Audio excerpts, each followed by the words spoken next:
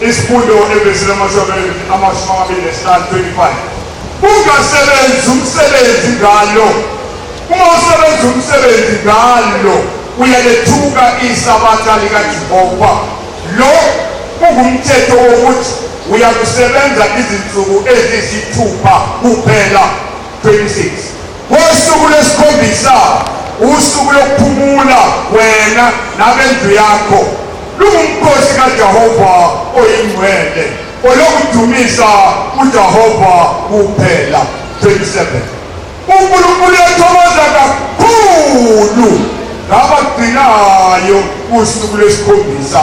uNkulunkulu uyabathanda abagcina isabatha ligcineke nawe kanye nabendlu yakho bonke. 28. Lapho-ke kuthele khona egcina isabatha akababheki ngamehlo akhe, ubabheka njengomakoti ehlonipha umyeni wakhe. 29. Kodwa abeke indlebe yakhe ukwamukela intokozo yokuhlabelela kwabamesabayo abagcina isabatha ngokufaneleyo, abahlolisisayo ukuthi luphi na usuku olwemiswa uNkulunkulu ngeqiniso lwesabatha. Hlabelele embesini lamashumi amathathu. Udumo.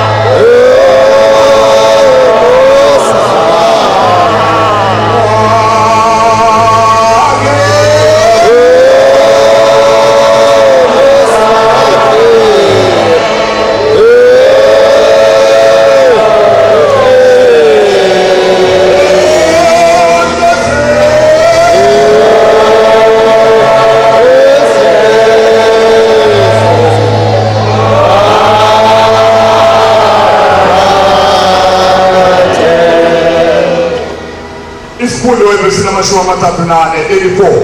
Unkulunkulu akakunikeka wena ndoda oyinhloko yendlu yakho inhliziyo yokufundisa indodana yakho ukuhlonipha uyise nokuhlonipha unina wayo, ukuze isono sobadephi babazali bawo singabizwa phezu kwakho. 35. Unkulunkulu akakunikeka wena nkosikazi oyinhloko yendlu yakho inhliziyo yokufundisa indodana yakho ukuhlonipha uyise. 36. Ngokuba lithi ilizwi indodana engahloniphiyo uyise ayibulawe. Uma-ke wena nkosikazi ungayifundisanga kahle indodana yakho isono sokuyisuyise siyobizwa esandleni sakho. 37. Uma wena ndoda ungayifundisanga kahle indodana yakho ukuhlonipha wena mzali wayo nonina wayo, igazi esono sokuyisa kwayo abazali bayo lobizwa esandleni sakho. 88. Unkulunkulu akakunikeke wena ndodana yami inhliziyo yokulalela izifundiso zikayihlo zokuthi ungamkhubekisi umakhelwana wakho entweni yakhe. 39. Lokho kusho kungukuthi ungaboyifisa intombi eseyigalile omunye umuntu, ungayibheki nokuyibheka isono esibi leso. 40. Lalela kahle ndodana yami, ukuhlonipha uyihlo nonyoko kwandisa izinsuku zokuphila kwakho emhlabeni. 41. Ilokhu kungasekho iqembu emzini wakho nifane kancane ngokuba anigcini umthetho wokuthi hlonipha uyihlo nonyoko. 42. Bangaze basho ukuthi asizalanga lutho. Mawuyihlo nonyoko bebekusona kwiqalekiso lokho. 43. Ndoda hlonipha uNkulunkulu ensukwini zokuphila kwakho. Yeleliswa ukumthanda umkakho, ungakhubekisi inhliziyo yomakhelwane wakho emzini wakhe. 44. Ungamfiseli okubi umakhelwane wakho emzini wakhe, ungakucabangi ukukhipha umphefumulo womunye umuntu. 45. Kuyisono khona lokho ukuphatha umuthi ngesandla sakho kuyikholwa lokufa. 46. Fundisa indodakazi yakho ingazoni. Wena-ke ndodakazi, lalela izimfundiso zikayihlo nonyoko zokuthi hlonipha uyihlo nonyoko. 47. Uma ulalela kahle izimfundiso zabazali bakho uyokwandelwa yizinsuku zokuphila kwakho phansi kwelanga, uyakubusiswa ekuganeni kwakho, nenzalo yomzimba wakho iyakubusiswa. 48.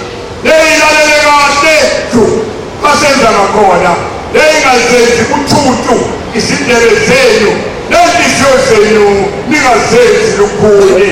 49. Nibalalela kahle ukwabiwa kwezwi likaJehova, ningabokuthwala umthwalo ngesabatha likaJehova. 50.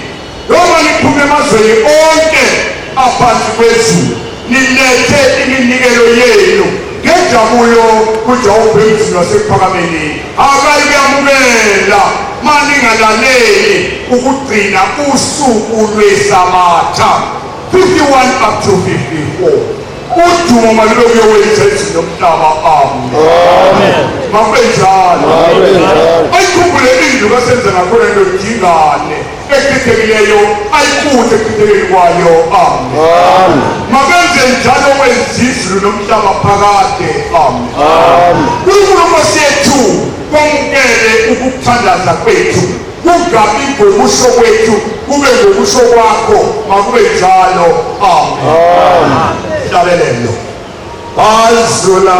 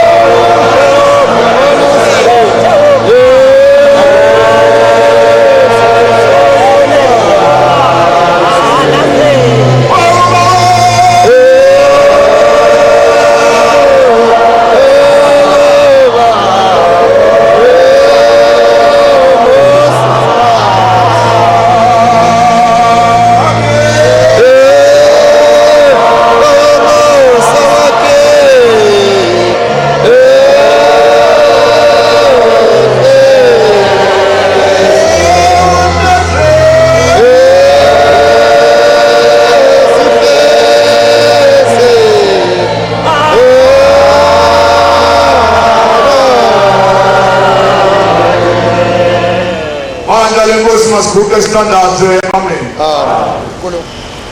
Ngiyakhetha inkosi enkulu yasePhalamende. Amen.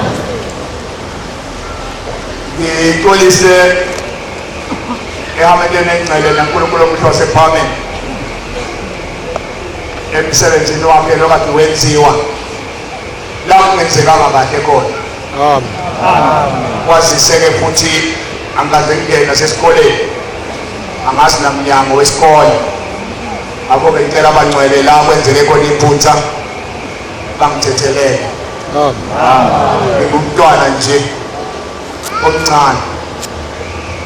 Ngizelwe ngumfundisi. Ukudotshwa kwasekugcinwa isiko. Kodwa khona ngizelwe mina ngumfundisi. Kwasekugcina isiko-ke ukuthi emhlabeni kufanele umuntu agcotshwe. Ukuze bazi abantu ukuthi lo muntu ugcotshiwe. Angimfuni umfundisi omkhulu. Njengoba ngamfuni nomvangeli omkhulu. Njengoba ngamfuni nomshumayeli omkhulu. Njengoba ngamfuni nomkhokheli omkhulu. Ngoba uShembe engimlandelayo uNyazi Bezulu. Uhlala enciphile ngaso sonke isikhathi olandela amanye. Amen. Akaze ngibone ethwele amahlombe noma eshaya isifuba. Kodwa uNyazi leshaya isifuba. Amen. uNyazi ngomunye uNkulunkulu ongafani nabanye. Ukhumbuza ilanga ngo-72 phezu kwentabantangazi. Sasehle nomuntu ngingwala igoli sengihamba ngakwahlabisa ngoba sengikhulile futhi nokuya kwahlabisa ngaphoqwa umqalo wendlela. Wathi asikudalela ngokusebenza, sakudalela ukuba uyokusebenza umsebenzi lo kaShembe. Into walethele wona emhlabeni umsebenzi kaShembe kuphela. Amen. Wathi yathi ngamazwi njengoba sengidilizwe kwaze waba ngumfundi mfana, wena mosha abantu abadilizwe abantu umuntu odilizwayo uwe ngoba awufuneki emsebenzini.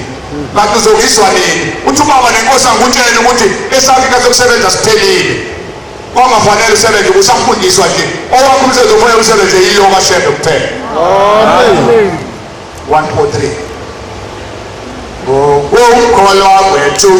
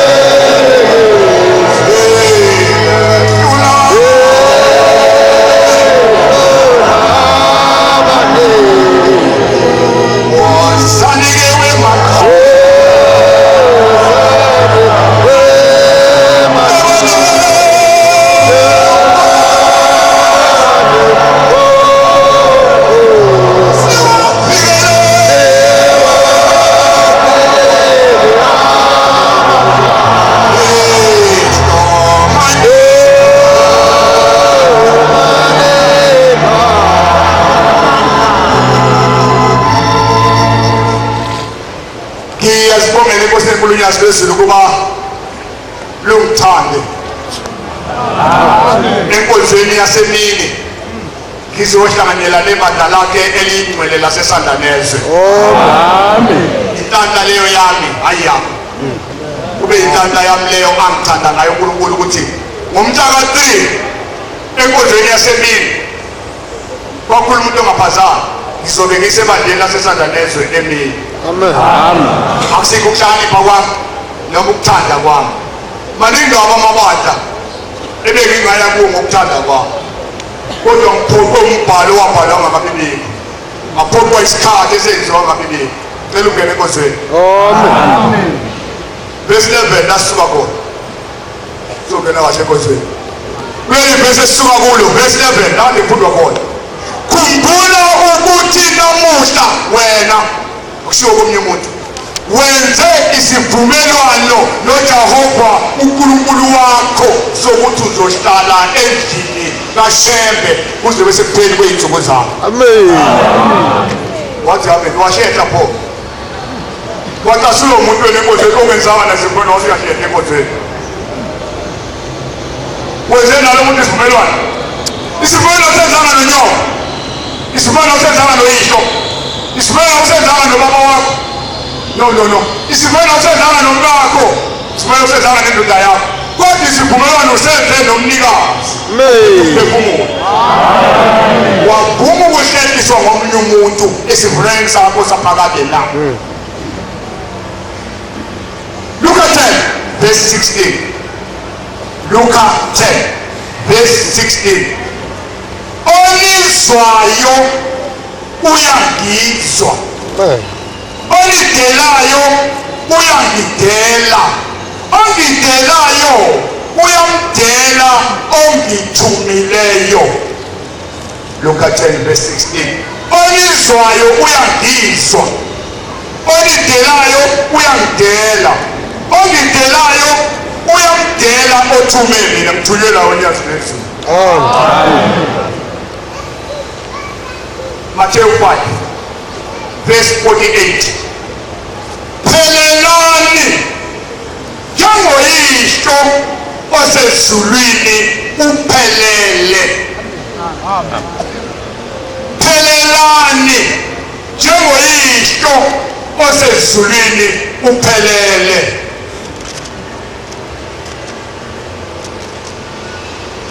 Ungathandaza uyishaya isikhumba wenze yonke into, kodwa uma ungaphele kule kaShembe umsebenzi ngelanga lokugcina uShembe uzokulahla. Jakobe 2 verse 26. Jakobe 2 verse 26. Njengesidumbu singenawo umoya sifile, kunjalo ukukholwa okungenamsebenzi kufile nakho. Njengesidumbu singenawo umoya sifile, kunjalo-ke nokukholwa okungenamsebenzi kufile nakho. Wenyuke kuJakobe 2 kuye ku-18. Omunye uzawuthi nginokukholwa mina. No. Omunye uzathi nginemsebenzi mina, wena unokukholwa. Ngicela ungibonise ukukholwa kwakho ingekho imisebenzi yakho. Mina ngizokubonisa ukukholwa kwami kanye nemisebenzi yami. Uyanikelwa Nyazi. Amen. uNyazi unikele ekuseni, unikele emini, unikele ntambama. Amen. uNyazi nakudala, uNyazi ufunda kancane umuntu. Lukutshela lona unikela ngabafundisi noma ngabantu, lukutshela lona lithi mawusola lokhu unikelwayo musukunikela ngokunikela wakho uzogcwalisa umnikelo wethu. Mawusola lokho unikelwayo hayi wena kuya phambi kanti yeka unganikeli. Usho Nyazi lwezulu uNkulunkulu angempela abanye bengabokudlala. Amen. Manazaretha niyalwazi uNyazi. Nanaso ukuthi ngenyila ngalo ngaphansi kwalezi zihlahla. Uba sokuphumela ka-13 October next year. Uba Lungaphinda lumela. Amen. Lungaphinda lumela ngoba vese lukhona leyo ndawo. Lungaphinda. Umlimi. Lapho kuthunga ikhona lapho luya khona ngenkani. Amen. Lapho kuthiwa khona lo muntu akalungile lapho luya khona ngoba aluselanga abantu abalungileyo ezwele abantu abangalungile. Uzosala wena nabantu abalungile. Kodwa unyazi luzoya lapho kulabo abangalungile ngoba lifuna beze njani? Hallo. Amen. Tshabelo sesikhombisa usifunda kahle. Nina nambe lisola nibobuza. Uzani kahle impela sisekhona. La kuleli bandla. Angimkhulu ngomncane kunabo bonke. Kodwa iyenza khona ngoprofessor ngibuza noma yiphi into zokuphendula. Amen. Ngizwa abantu besola. Wavela abapholopheti isihlabelo sesikhombisa. BaseNazaretha. Beza nani? Shebe umpholopheti. Shebe inkosi yethu thina abapholopheti. Amen. Noma mina ngafuna umpholopheti. Kodwa shebe badodwa 1981 ngangikhona ehleli bagqoba inyanga yezulu. Yathi laba kuzoba ngabaphrofethi bala esontweni. Bazokwendulela abanye abezayo.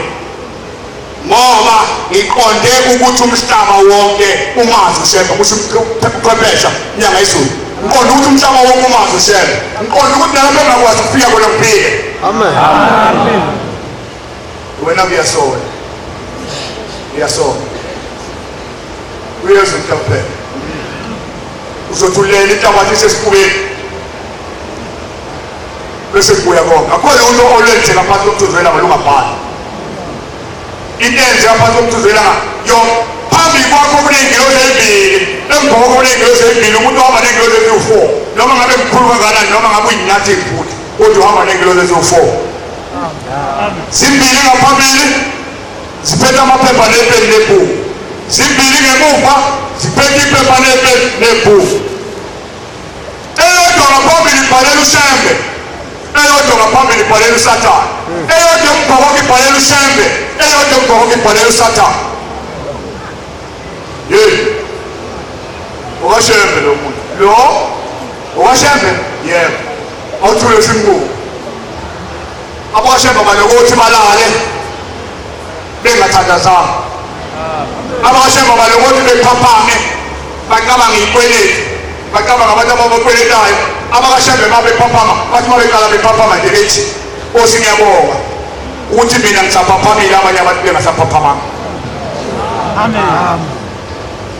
Ujwayele ukukhuluma kabili kodwa uzokhuluma iqiniso. Lezi ngilozi ziyoyisa lento yakho le ngomhla kuphela besiphikipha kwesikalini esandleni sokudla uma uyongena ezulwini kunemisebenzi yakho emihle esandleni sokunene kunemisebenzi yakho emibi okuyenza emhlabeni sothi masiphawu kwisikali esisitenga sithi no qala manje. Amen. Matthew 18 verse 18 Matthew 18 verse 18 ibhesa kakhulu eziningi lelilodwa okuboshwe emhlabeni kuboshiwe ezulwini okukhululiwe emhlabeni kukhululiwe nasezulwini ongenze emhlabeni unayo nasezulwini ongenayo into emhlabeni nasezulwini akanayo onebhayibheli nesihlabelelo emhlabeni nasezulwini unalo ibhayibheli nesihlabelelo ngeke aphinde ukungena number 10 get number 10 ezulwini ngeke ungene uma ungenasihlabelelo nebhayibheli ngeke ungene akuncengwa muntu ayisebenzi le-AK-47 yakho ecabangayo hlukana nenkolo yebhayisikili ngoba ibhayisikili alikwazi ukuma ngaphandle kokwenceka malime musukwenceka komunye umuntu musukwenceka ngisho kutombela uqobo lwakho kutombela umuntu wenziwe ushembe waba umfundisi musakwenceka kuye wena yenceka kushembe ngoba ushembe akakudla ukusuka emini yaphansi. Amen. Ushembe akanamntwana ushembe akanamkhazi ushembe unguye nje. Amen. Get 2 Shembe wafika emhlabeni ngokusho kwethu-ke ingabe ngabe ekuqaleni kwakukhona abantu bangase kodwa-ke sithi thina masisho sithi ushembe wafika emhlabeni ngo-1910 2012 March Shembe efikile emhlabeni. Selokafika uShembe akakaze angcwatshwe ngomunye umuntu inyama yakhe, yena kafi. Shembe akafi. Amen. Kufalo angena kuyena uma uShembe selungile ukhahlela leya nyama noma ngayikosha noyibeka kude, kodwa uma kule nyama uShembe wayidala uzosebenza ngayo uphuma lapha yokhahlela lo yafe lo ya umnikazi wale nyama, bese kugena yena umthathu indaba esebhala ufo phakathi. Amen. Amen. Athula kitu bese buya ajika kule nyama akhelele lapha ahamba ikokela ithito ngomunye umuntu. Amen. Tobo uShembe le nyama milele khona ithito uye futhi ithito ngomunye umuntu. Amen. Uyayofika ilungisa bese ihola ayobekela nina, ayobeka umzimba lo emakhazeni, abuye esekhaya ekwenda mbheka la ubona lo muntu ke lokusiyela bekithi ngiyamazi lo. Amen. Ufile lo omuntu amazi yena lo semakhazeni lo mbonayo uShembe lo wale kwayikhona kusukela kudala. Amen. UShembe uNkulunkulu wangempela. Amen. Uzophinda ithipho endlini inyama yakhe ayisekesemana, afika imela ibuke ibekwa phansi.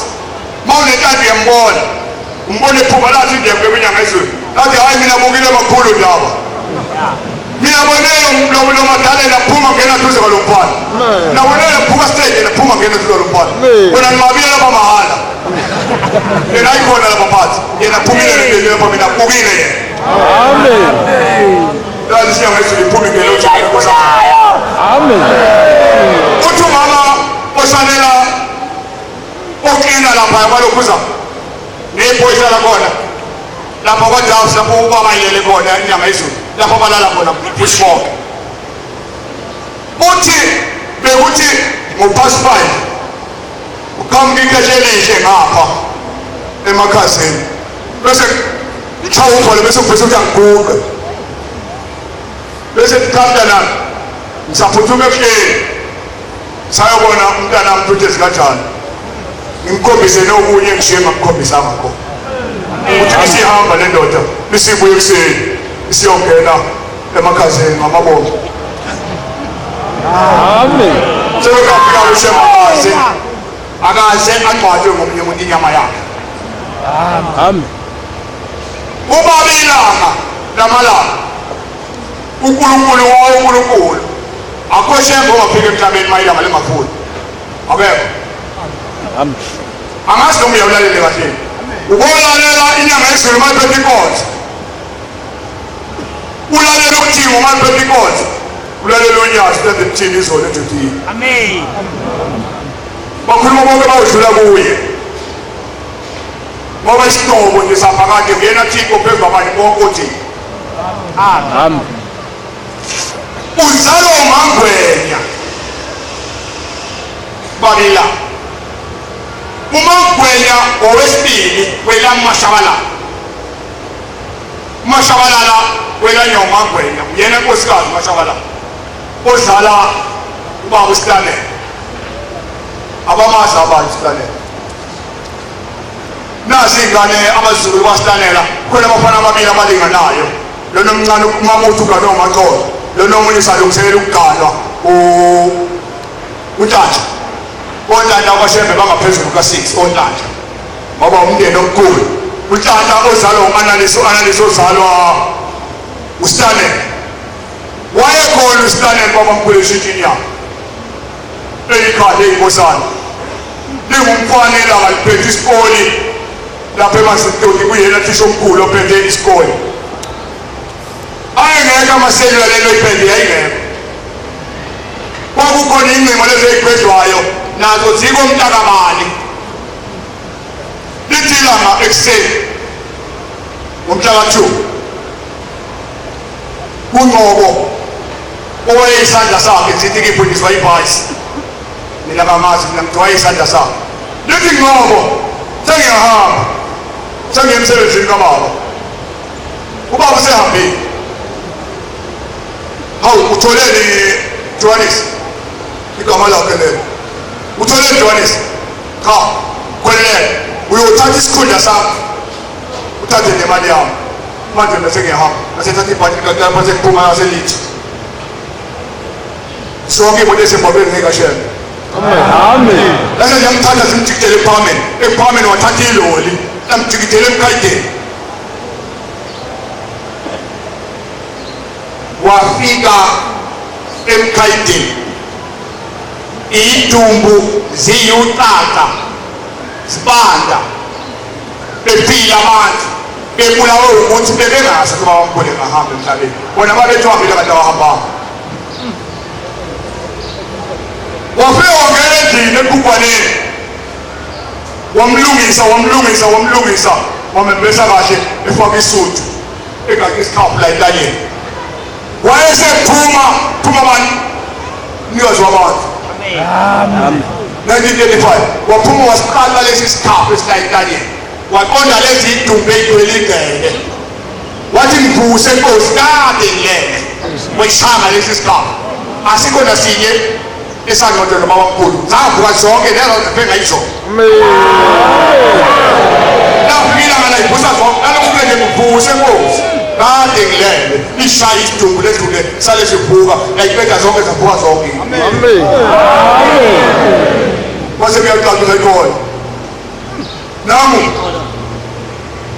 abafundisi lapho babenza njani cho babethwansela nomntilweni hlungapho mfundisi lesi isikhathi babenganakile uNkulunkulu wabelele lapha babethwansela ngomnikelo bethwansela futhi ngey'khundla ukuthi yabona-ke wena njengoba kalwekile sambile wena uzosiphatha uzosekelwa yilo yasifika yangabanako ngoba uNkulunkulu ngempela yafika izinto zayo yababhusa abantu yabiza udokotela ngokusemthethweni uthe wabamkhulekisha betshwala eMkhaideni kodwa umzimba uzoyiwathi eParliament ngoba indawo yaseParliament ngiyithengile yabiza udokotela ngalamalanga wongena udokotela ezoshintsha babamkhulu akhiphe inhliziyo wathi uthi uyasondela udokotela nomese babamkhulu wambheka udokotela wathi udokotela hayi ngeke lo muntu uyaphila lo wafile ngisaba nokumsondela eduze kwawo lasejikekile abalathi cha bengubizela mina ukuzogcina isiko kulungile somhlinza thina boshebe thina somhlinza inhliziyo siyishila bese sihamba nenyama soyibeka lapha asho khona wathi baba sengikuhlinzile inhliziyo yami isisele la eMkhaideni sengiyakuthatha ngihamba nawo hamba la eThekwini wafika wambeka emakhazeni lafika ilanga lokumbeka wamlanda wambeka ikhona inkosana bekhona abantu abadala khona kodwa ngoba kwakungeyibo kwakungesiyinyanga eyayidalelwe ukuthi izosebenza loshebe yayingadalelwanga abayizanga lutho abahlakaniphile bafunda isikole ukuthi ithe ikhona inkosana uBhoko nehawu laphathwa yila futhi ubabamkhulu wayengafihlanga lutho wathi inkosi enkulu yaseParliament le inkosi enkulu yaseParliament encane le eyongena emva kwelanga oshonila wabuza kobaba wathi makushonila ngayini yayivele kwathiwa yinyanga mayishona inyanga kuvela kwathiwa kuvela iy'nkanyezi wathi-ke kuyohlala ubhuti uGalile wayembiza kanjalo ethi ubhuti wathi kuyohlala ubhuti uGalile emva kwabhuti uGalile kuyohlala ubhuti u-AK wathi-ke ukhona omunye ubabamkhulu wawashiye babekile bobathathu wathi ukhona omunye wasiwa yini uyena yohlala ebengwesithathu uyena-ke esesiyobuya sihlangane naye sibeke inkosi yesihlanu nika-6 nika-7 akhona kodwa mthi ubhisi kuwazi ngoba uzolahleka kodwa wona khona luhamba uthiko lwabekile akhona akhona nehlelo ethulethethu alandelana ngesikhathi sawo yonke into inesikhathi sawo njengoba ubabamkhulu enza wamdonsa wambeka wahlala abantu abalifundi kahle iBhayibheli wasekuqhamuka umfazi okuthiwa uFaazi ngokufika abalise ngesikhathi ezala ingane esiyitseka laphana lemsiko abalise amemeze kakhulu athi ngeke ngiphike Nkosi yami kazi wephondo lwendlovu kakungophondo lwendlovu kuphi kodwa mase bangedwa kanti sasibabili na mayiphuma ingane akhohlwe futhi abuyele khona ulandele kodwa ubememezela apha esibhedlela athi ngeke aphile mase kuthiwa-ke ufa azi wazoqamba umfazi ngolwesine waqamba ngolwesine umfazi wangolwesine wafukusela umfazi esefaka inkomo manje likababamkhulu emamtheni wathi ubabamkhulu uvukile ulangile ngakho akulalelwe mina abantu abamnyama baguqa baguqela unkosikazi kwaba khona abakhonondaba bathi hayi nasebhayibhelini akukho lapho kuthiwa amadoda yakho ehole khona umfazi akukho wabahola umfazi bathi bazonikelela nini lathi labantu wahamba nikelela lahlala bulawa indawo 3 years libulawa indawo 1935 1936 1937 July 1938 kasuka isidumo wakhishwa amatanki ayebesaziwa ayebeliwe enjalo kwasekubeka isitalo sikabhombela laphaya enjalo abantwana asuke ngesemane likababamkhulu aze ayofika esitalweni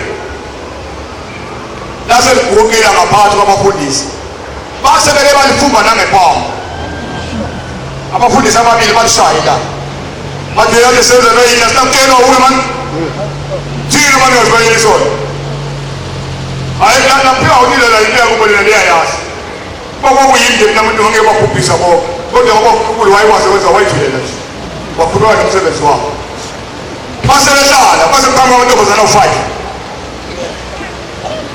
angayazi indoda aqhamuka nemvubu atshelwa yiso ukuthi lo unje afake khipha ngaphandle lo unje bamkhomba babekayisholo atshwela mina nginje bamgaqe imvubu aphuma apha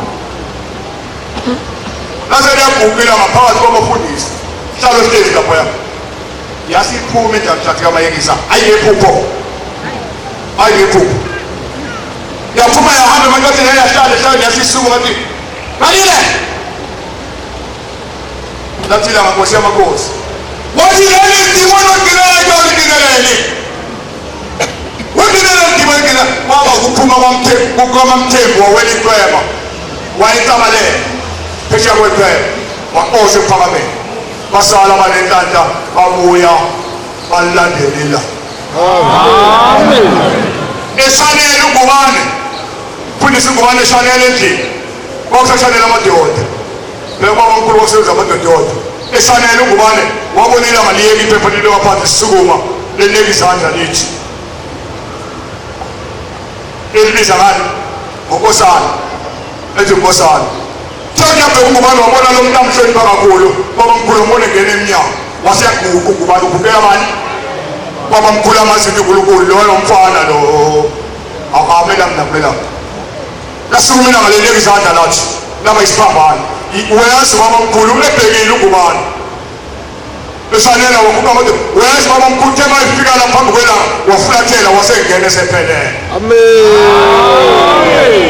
wathi ungubane lami inkosi yamakhosi lathula nje waphela ukuthi inkosana ngakusasa kwashanela ingqobo udele omunye naye futhi washayila wathi yashaya ingqobo ibona suma lima ibeka phansi iphepha suma lima wathi yabheka wafika ngabheke phezulu wathi yabheka wabona babamkhulu emila phezulu ebandleni emile ngenyawo wambona hle kuyena phakathi waphelela ngena sala phansi lafunda iphepha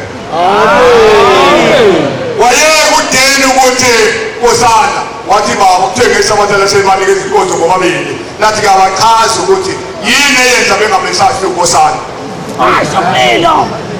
Amen. wachaza ungubane phambi kweyihlwele uthi lo umuntu babamkhulu efika ngambona ngene phelela enkosini ngabona unakusiyona inkosana ngibona babamkhulu eme phezu kwenkosi wehla wangena waphelela phakathi kuyo ngabona ukuthi babamkhulu lo Amen. bayafa abantu into ongafika ushembe Amen. phelelani njengoyihloko sezulwini kuphelele. Kuleli bandla awuyi belikashembe izulu uma ungenalo ibhuku lika-14. Kuleli bandla awuyi belikashembe izulu uma ungenalo ibhuku lika-23. Noma ngabe umkhulu ongakanani. Kuleli bandla awuyi belikashembe izulu uma ungenalo ibhuku lika-25. Njengamnjeminyaka ngimngcwami noma ngabe kujule ushembe. Noma ujudi lishembe lapho ngingabona umuntu phela bengithi iyami inkonzo phela ngingumfundisi angilindeni iyami inkonzo ngasekuseni phuma ngimemeza inkonzo phandle isithuphu sisendlini oqhawe laba bafaka umkelo wempala bathi ayimenyeze inkonzo esidujini ababuzi bayazenzela nje phuma ngimemeza inkonzo phandle ngimemeza usontweni kuye ngingene eduze kwesithuphu ngifunda umthandazo wokuvuka. Amen. Inazaletha le. Akusho ingunguluzi. Tholeni inazaletha. Bema ngiqeda umthandazo bese ngingena enkozweni yami. Empishane edededeni inhlelo. Ngesikhathi ngingene kuyo ngithi ngicela ngisize lethani ibhuku lakho. Kuze ngibone ukuthi ngifanele ukuqhubeka. Ngoba manje ngabhuku 23 ngicabanga ngithi uyaphi. Uzodlula kanjani ugate number 1?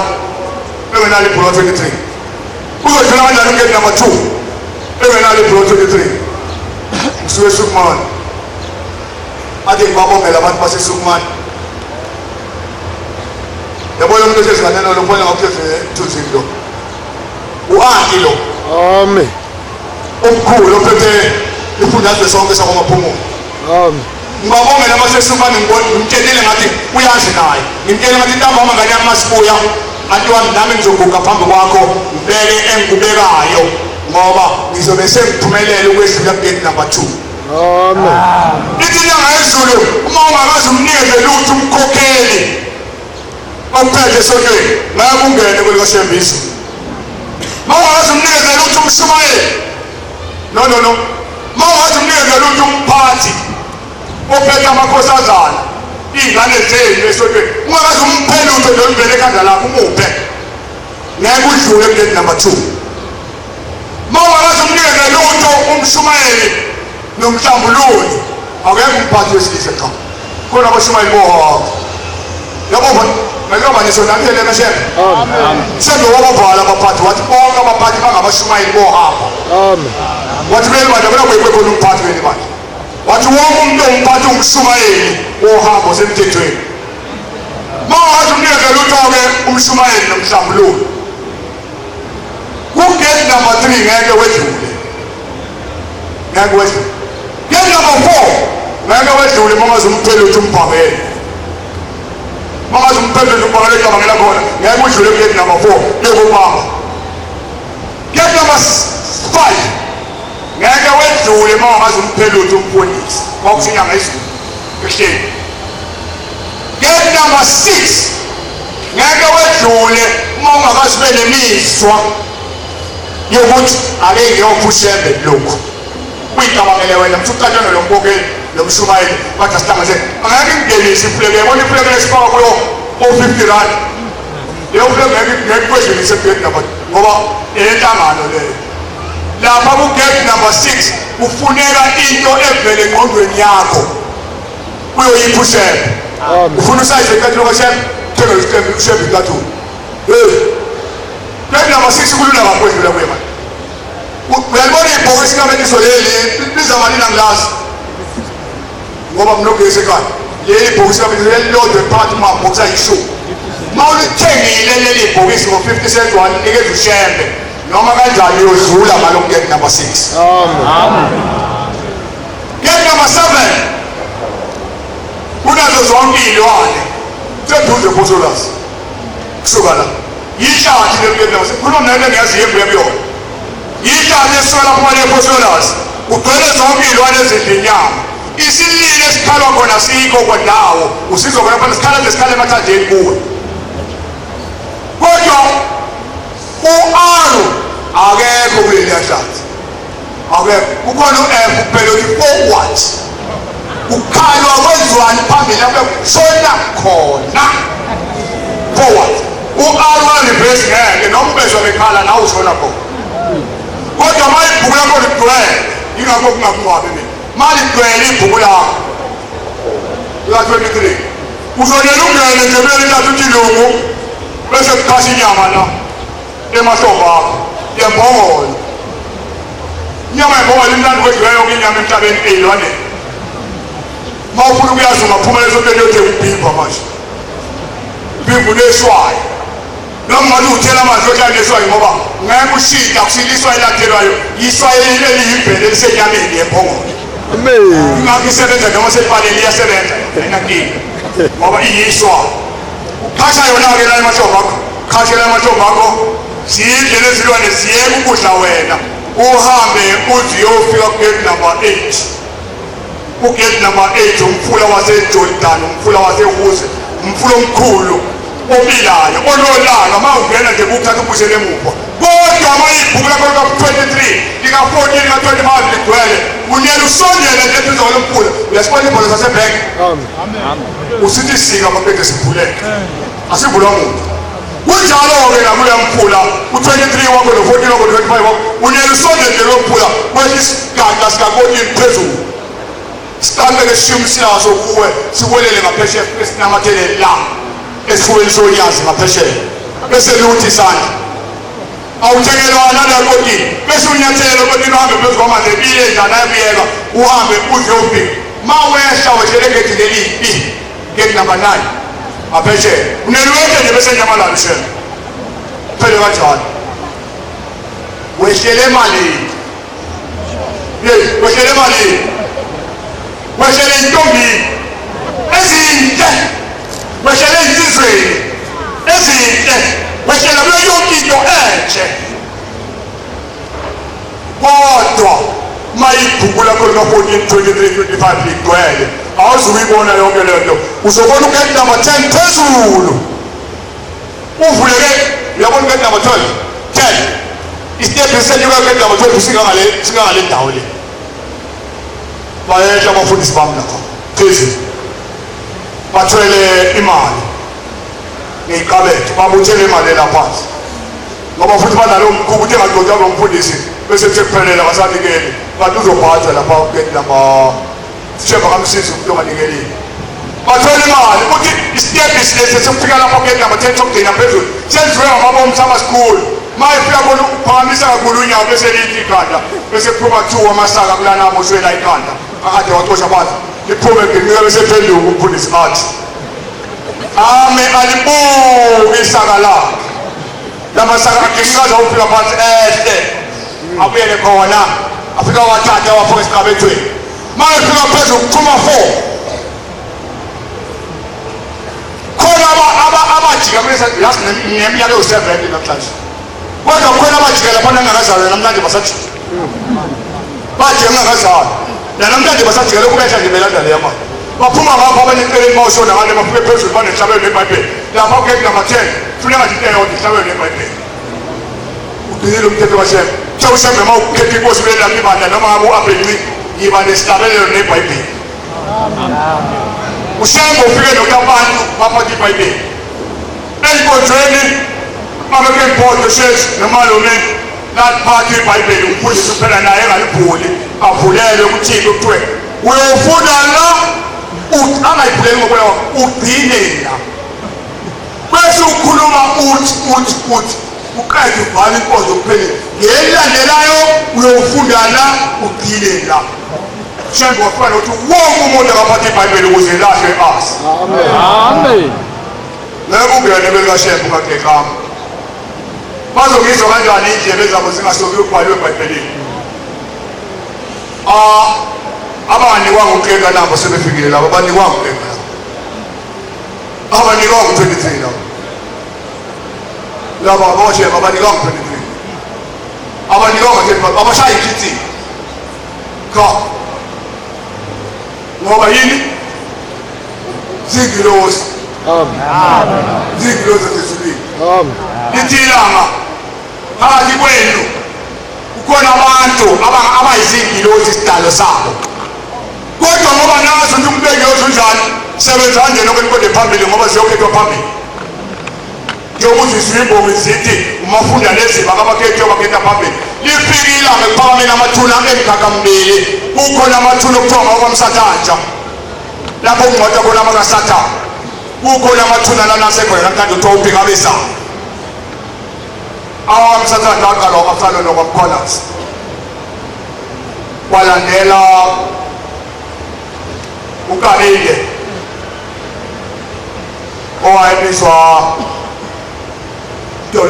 ngomdolomba igama lakhe ngokwaukabendispo kwalandela yena kwamsathathu lasefikile ngalathi ngeke lamathuna kwamsathathu abe neqiniso into ehlala ivikela njalo uNkulunkulu uyabavikela abantu wayesethi ngelila ngakodwa ukuthi kuzogcwatshwa umfundisi la kwamsathathu abantu abahola lo mfundisi bakwenze njani wayesethi cha bangabe bonke ndawonye sengiyobakhetha phambili ngasethi ibonge ungafunda neziba kakhethi yobakhetha phambili Amen. Amen. hayi phela phela nglozi bengicelile nje ukuthi inkonzo ayivali phela kuyivali inkonzo bangaphika nayo mashonila u38 sihlabele silalele kahle 38 sihlabele esovala ngasinkonzo kodwa silalele kahle asevole sihlabele sa38 sothandaza sona ukule lakhe indlu efanele bani unyazi unyazi lefuna into ephezulu ngoba linguNkulunkulu Amen. ngiyakha-ke edumabesapho ngumfundisi osemjejeni noma ngingumfundisi wezwe lonke izwe lami sebangezelweni ukuthi ngiliphathe liphuka kunawo wonke amazwe alinamoba alinakamthili alinamasimu okudla uphilwa nje ngokuthenga kwey'tolo makakhela ubaba kuba nzima kakhulu njengomfundisi koyikhanda khona kunzima kabi kwale ncwadi ngiyibekela kubaphathi kodwa kayikhulumi ngoba ibhalwe ngesandla ngicela nje kubantu bakaNkulunkulu ukuba no-2 rand akufani nokungabi no-2 rand akufani khona ozokwenza khona manje nesikweletu sika-48,000 phimela umfundisi ugumele izolo sethi asenze esika-10,000 ukuze silungise la ngathi sositaka sehluleka ukusibhadala ake sibe sibhadala nje nesipotho kwenzela kushembe ngiyahluleka uzosisiza ushembe ngoba phela usizile mkhambi indoda kwamkhize engeyini Nazaretha yathi mina ufuna nemfundisi athi bengicela umbhede ophakeme wokugcina embhedeni wonyazi bathi kulungile mfundisi mina nginawo ukheshi ngiyakunika wona ka-45,000 laselithi ngizowufayisa ngasenkosini yesizwe ukusibona inkosi yesizwe ukuthi nami khona ngikufakile thengizwa ngangibizwa inkosi yesizwe yathi woza namafundisi onabo nababhange nabakokheli wawufika ubekwa phansi amabhele nje yabalwa sahamba sawulanda umbhede Elishas Bay nosofa abaphambili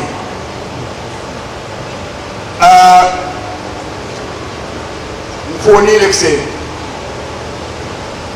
fonela la acele kuba nane ethi umshumayela bekhona angijwayelanga ngafundisa ukuthi ngingaye ezingaleni mawubaba waze ngekho ngoba akekho umuntu ezokuvakazela ngihamba noHani ngaphoqa inyanga yezulu ngihamba nomkwazi yathi ungabahamba phakathi wami indawo yoyihamba umkwazi engekho u-23 kuphela kodwa noma uyaphi hamba nomkakho ukuze bakuthe kuthiwa uthe akufakaze ethi cha kashongo njalo kungcono-ke namhlanje kunanansi imishini yayikusho mina ngesho ngabe kunale mishini efakazayo uma uthi ngithe izodle emishini cha kashongo njalo nanga simfaka lalela Amen. lalelo sika-38 sivala inkonzo mhlawumbe emva kwenkonzo yena inkosi kusekudwaba ncwela Amen. ngasemphotshelo sothandaza sonke ngiyohamba ngingedwa